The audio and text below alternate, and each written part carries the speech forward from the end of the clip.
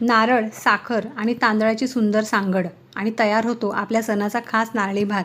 अप्रतिम असतो हा भात चवीला. बनवायला अतिशय सोपा आहे. व्हिडिओ शेवटपर्यंत नक्की बघा. इथे मी 1 वाटी बासमती तांदूळ घेतले आहे. ते स्वच्छ पाण्याने धुवून घ्यायचे आहे आणि अर्धा तास पाण्यामध्ये भिजत ठेवायचं आहे. बासमती तांदूळ नसेल तर तुमच्या घरात जो कोणता तांदूळ असेल तो तुम्ही वापरू शकता.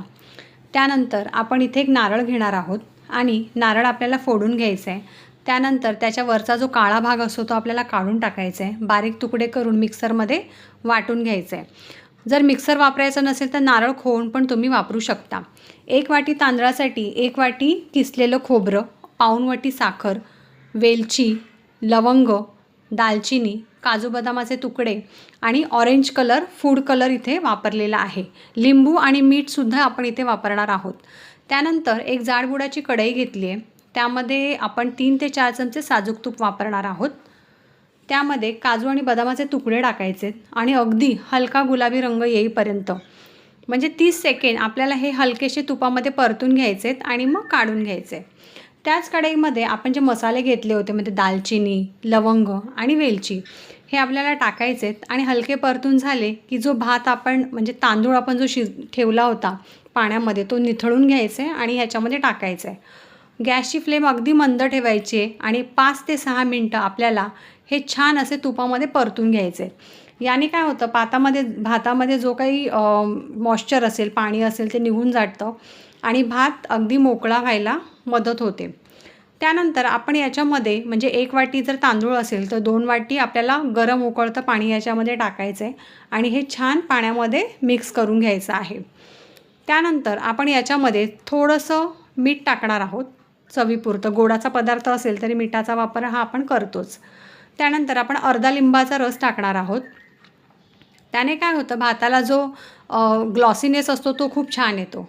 गॅसची फ्लेम मंदच ठेवायची आहे आणि आपल्याला झाकण न ठेवता हे छान भात शिजून घ्यायचा आहे.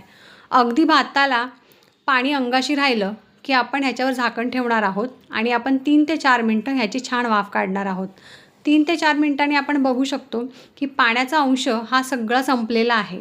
पण भात हा आपला 80 ते 85% शिजलेला आहे. हा एकदा आपण मिक्स करून घेऊ आणि ह्याच्यामध्ये आपण साखर ॲड करू. साखरेच्या ऐवजी तुम्ही गुळाचा सुद्धा इथे वापर करू शकता. साखर एकदा आपण इथे छान भातामध्ये हलक्या हाताने मिक्स करून घ्यायचं आहे. त्यानंतर एका पॅनमध्ये मी 2 चमचे साजूक तूप वापरलं आहे.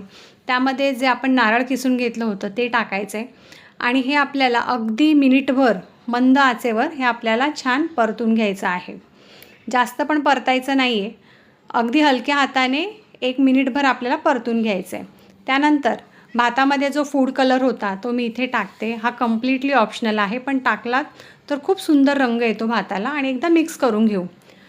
त्यानंतर आपण जो नारळ भाजलं होतं ते ह्याच्यामध्ये टाकायचं आहे आणि हे सगळं मिश्रण आपल्याला एकजीव करून घ्यायचं आहे. साखर टाकल्यामुळे काय होतं भाताला थोडं पाणी सुटलं आहे त्यामुळे भाताचे कण तुटू शकतात. यासाठी अगदी हलक्या हाताने आपल्याला हा भात एकजीव करून घ्यायचा आहे. हे सगळं मिक्स झाल्यानंतर 3 ते 4 मिनटाची वाफ काढू आणि एकदा चेक करू. पण भातामध्ये अजूनही मॉइश्चर आहे त्यामुळे आपण पुन्हा झाकण ठेवूया आणि 5 ते 6 मिनटाची छान वाफ आपल्याला इथे काढायची आहे. 5 ते 6 मिनटांनी चेक करूया तर भातातलं जे पाणी आहे ते संपलेलं आहे आणि आपला भात हा मस्त मोकळा झालेला आहे. अगदी अप्रतिम असतो हा भात आणि एकदा नक्की करून बघा. त्याच्यावरती जे काजू बदामाचे तुकडे आहेत ते तुम्ही टाकू शकता किंवा भात बनवतानाही तुम्ही शेवटी ॲड करू शकता. अप्रतिम असते ही रेसिपी. एकदा नक्की ट्राय करा आणि आवडल्यास लाईक करा.